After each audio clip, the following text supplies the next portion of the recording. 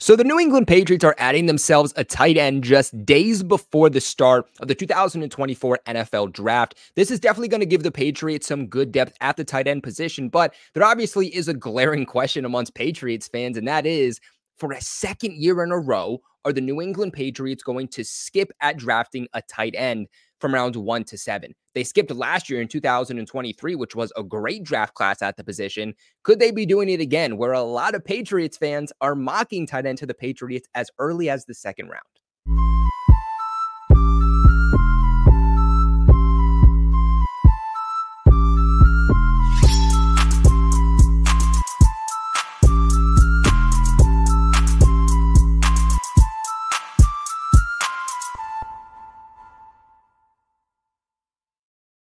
What's going on, guys? It's your boy Colby, also known as Patriots Global, back here with another video. And today, thought we were going to be dropping some draft content. Made a stream earlier today on Bleacher Report where we did a mock draft.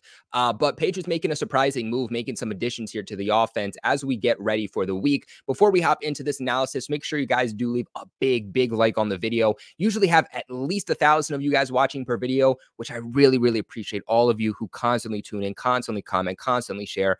I appreciate you guys so much. All of you who are constantly in the comment section, I promise. Might not always be able to respond, but I see you each and every single week, and I appreciate you. So also subscribe to the channel if you haven't already. But as you can see here, a tweet from Evan Lazar, the Patriots did sign tight end Mitchell Wilcox. He's a 6'3". I actually have him at 6'4", but 250-pound tight end. He's primarily been used as an inline blocking tight end, helps with depth as the Patriots programs are wrapping up. The Patriots are currently, they started phase 2 of their offseason program this week, actually. But currently looking at the Patriots' updated depth chart, they have 4 tight ends currently signed to the active roster. Hunter Henry, who is obviously tight end 1. Austin Hooper, who was signed as a 1-year deal. He fits in very confidently as your tight end 2. Might not be what he used to be, but he's still confidently a very good tight end 2.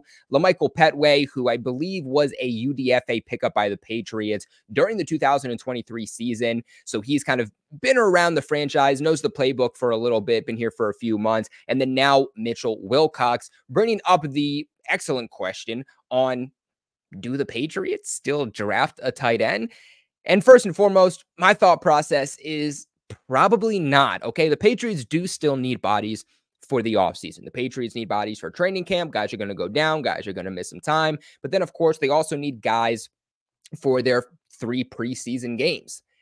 I think that they have enough tight ends to be able to do that, because the last thing you want to is, you don't want to take away snaps from guys. You don't want to take snaps away from Hunter Henry. You don't want to take snaps away from Austin Hooper with a new quarterback, whether that's Jacoby Brissett, whether that's Drake May, whether that's Jaden Daniels. These guys, all these receivers, these running backs, these tight ends, no matter how long they've been here, they're going to have to build up this new chemistry, this new repertoire with this new quarterback. Not to mention that it is a completely new offense under Alex Van Pelt. So it's not only the chemistry you now have to get with a new guy, but it's also understanding the new playbook and being where ultimately you need to be. Now, I'm not going to completely close the door on the Patriots still drafting a tight end. I do think that it is still possible, but I think we're talking, if they do end up drafting a guy, it's a guy that they like that fell farther than they ultimately expected, right? A guy maybe in the 6th or 7th round that they decide to pick up. Maybe they pick up a UDFA tight end, but anybody drafting a guy at the tight end position in rounds 2, 3, or 4, it's just not likely at this point, because that's then 5 guys on your active roster. And if you draft a guy between rounds 2 to 5, or even rounds 1 to 5, but we know they're not going tight end in the first with Brock Bowers. If you draft a guy that high, he is an automatic roster lock who in some way, shape, or form is going to have to contribute for you year 1 and get within the rotation. So with that being said, keep that in mind when you're doing your final mock drafts, is that it's more likely than not the Patriots don't take their developmental tight end, and they're pretty confident with what they have at the.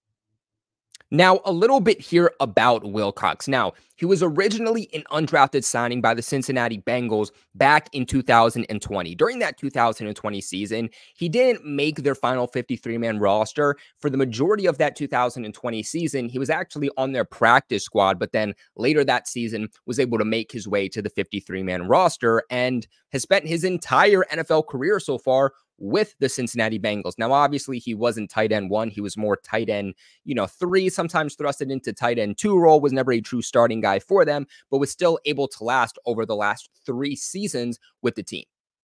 Heading into the 2020 draft, he was 23 years old and was very, very highly sought upon. Now, again, he wasn't this like projected third round tight end that just went undrafted and fell as a UDFA and was a high priority guy.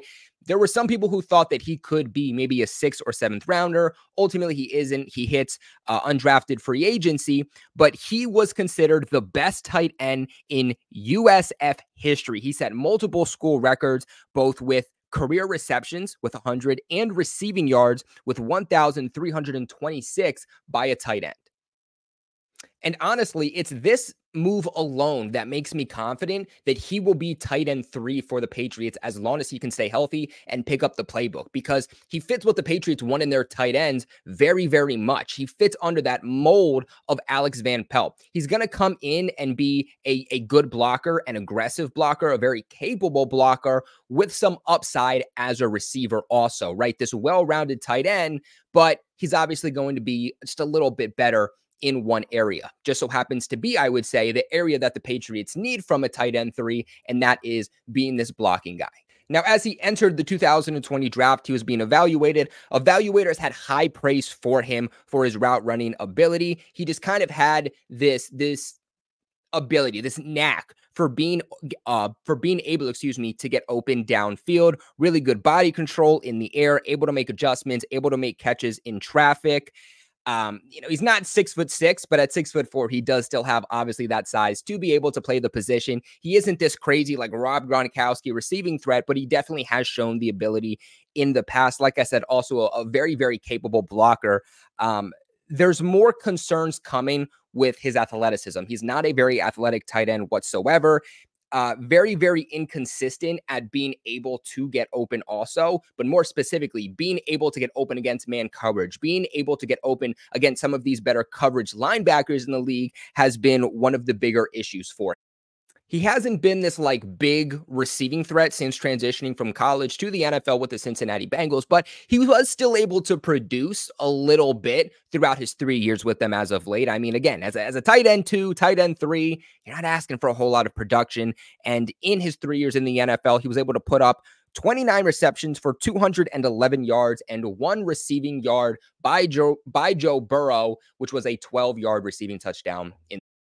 Now, it also does make a lot of sense that the Patriots are adding Wilcox. It was just a couple of days ago. I want to say it was Friday or Saturday that they brought in 3 tight ends for a workout. They brought in Bryce Hopkins, Sean McKeon, and then they also brought in, of course, Mitchell Wilcox. And it sounds like Wilcox was the guy that impressed most and ultimately came out with the job. Again, a very clear sign on why maybe the Patriots are trying to add this guy right before the draft. And again, when doing these mock drafts, when having expectations on what they're going to do, maybe take tight end off of that list, at least high priority on your list. But as always, New England Patriots making some moves. I like the signing. It's a good depth signing. You're not asking him to be your number 1 guy or your number 2 guy. And I think if you're just asking him to be number 3, then I really, really, really like the ability and the potential that he's going to bring in Alex Van Pelt's system. But what are your guys' thoughts on this move? Let me know in the comment section below. Of course, make sure on your way out to leave a big, big thumbs up on the video because it massively, massively helps support the channel, makes us get out there in the YouTube algorithm a little bit more, and makes all of the hard work that I put into this channel